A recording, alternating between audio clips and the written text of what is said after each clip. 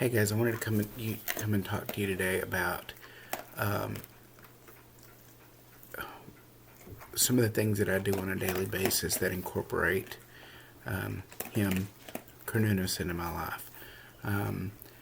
I get asked pretty regularly when I meet people, and I tell them that I'm a devotee,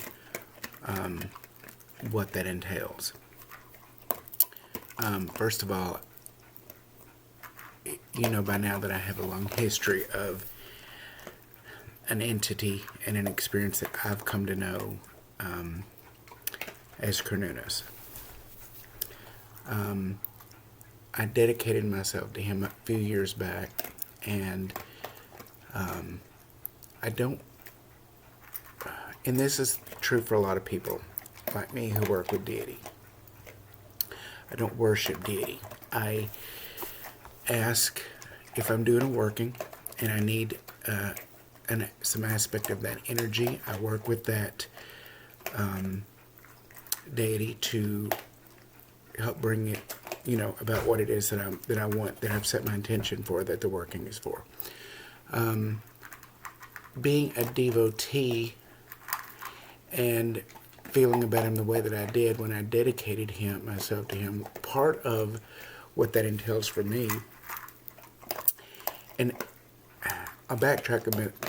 At the time the majority of this was happening, I was really, sorry, Tula's right here eating, so you may hear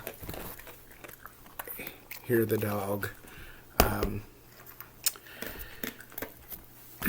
I was coming out of a period of time when, I'm not going to say it was dark in the aspect of, some people say they're having a dark period, but for me it was a dark period. And I went through a period of strong shadow work and looking inside myself, remembering who I was, coming back to that, and falling in love with me again. And one of the things that in my path and in my personal practice, and this is all personal, nobody does it the same, was to ask that he reside in me and reform me in his image. Now that may sound a little bit Christian, and it is, because you remember that was my background for many years. But it is true. When I think of him, I'm reminded of who we think he is. He's the God of the wild. He's nature. For me, he is he's an all-encompassing love. He is a father. He is the creator. He is the woods. He is the earth. He is the rock. He is the animal. He is all of that to me. And those are the things that I'm passionate about. So, little things that I do on a daily basis. When I work out, I ask him to be part of that workout. When I'm in the shower and I'm cleansing my body, I picture him there, cleansing, and this body that I've given to him as an abode for him to live within. When I eat, I try to eat as thoughtfully as I can, so that it's a nourishing food, not junk. I don't do anything to invoke him. I don't have a clever little rhyme or a poem or something that I recite, because he and I are close. I don't feel I need to do that to him. When I talk to him or I'm working with him, I just talk to him like he's there, because he is. There are times when I especially feel him very strong. And for me, as I've told you before, that it happens most when I'm working with any deity, but especially with him. I get this very strong feeling of electricity through my whole body. It goes up my back, up my spine, and into the base of my head. It's a very warm feeling. It's not something that I'm afraid of or shy away from. God damn, Tula.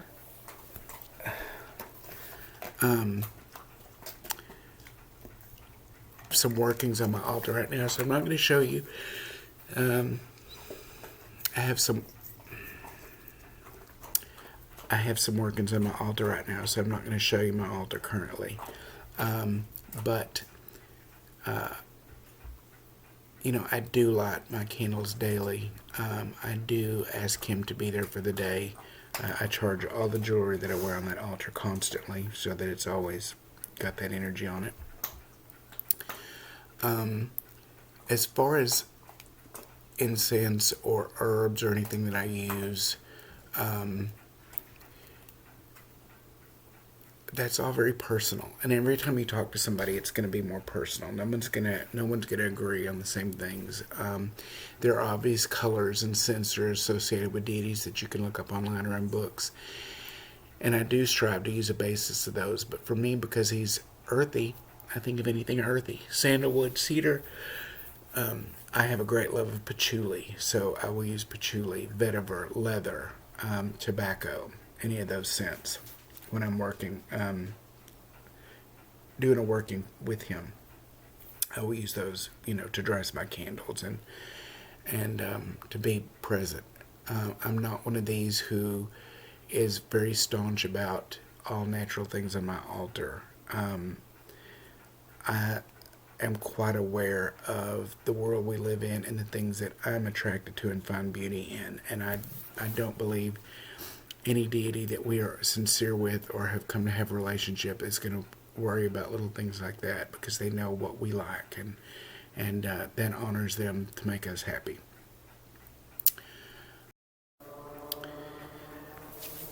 When I'm doing something and I want to work with just him, and usually if I'm working with just him, it's going to be something pretty big, because I'll, depending on who I'm doing with, I will work with, others. But if I'm asking him specifically to, bring about an intention or manifest a desire, then what I do is, I guess it is a ritual,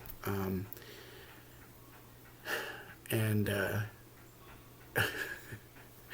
so I start by, I may fast depending on the energies that I've had around me during the week. I will certainly cleanse before.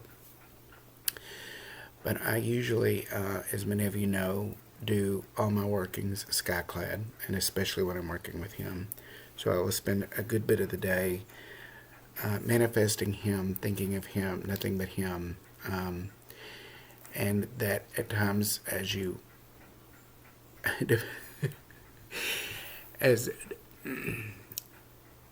that could at times, if any of you are familiar with, working in that manner, manifest a lot of sexual energy that is not released.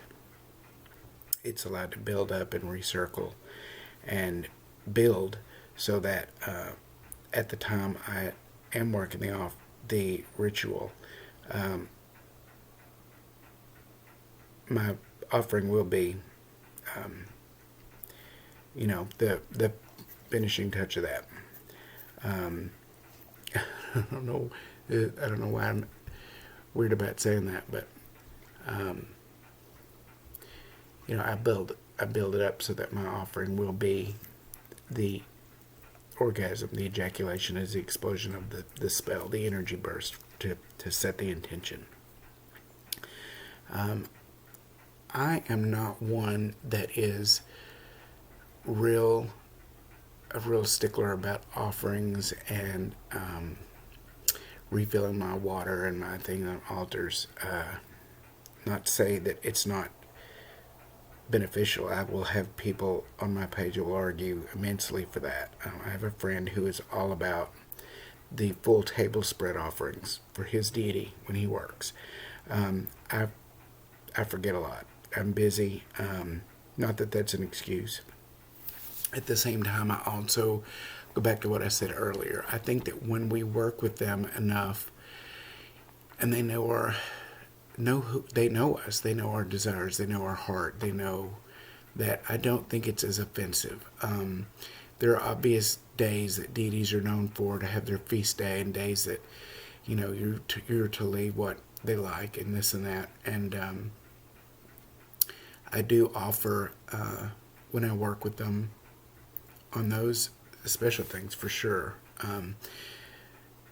along with notes of thanks. And one thing that is consistent on my altars are pieces out of my garden, flowers, branches, feathers, things that are obviously gifts that have been left, cocoons, bird's nest, eggs, things like that I find in the yard are always,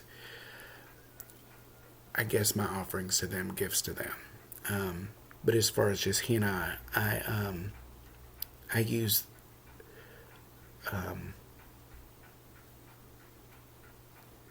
my body as a gift for him. So that is my offering. I don't think of anything that could be more natural or personal than that to honor. And that you kind of echo that in the Christian thing too.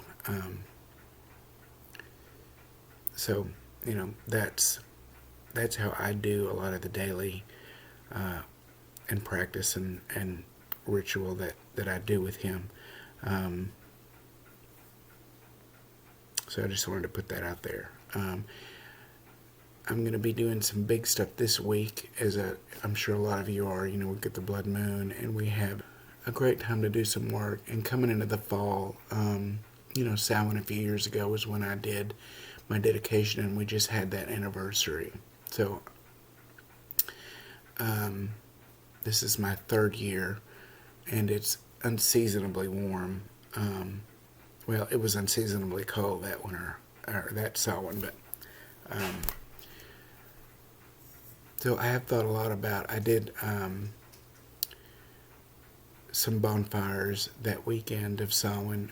We had rain on that particular night, but I did spend a good amount of time with him in meditation and thought with the fire. And I have a lot going on in regards to some manifestations that not only I'm doing, but Jim as well together. And so I'm always in a state of thanks and gratitude for what he is doing, has done, and continues to do. That will always be. But I felt the need to talk a little bit about, my daily things that I do daily with him. Because I know a lot of my videos have been, kind of off that. They've been more, pagan-y topics. And I have really been doing a lot of study the last few weeks, and we've had a lot of talks on things that I know he is leading me to talk about on the channel. And so those will be, recorded here hopefully this weekend or soon and put online. But I will show you how I address a candle to him and work with him, and what I do when I work with him and what I leave on my altar. So look for those, and I'll talk to you guys soon. Thanks.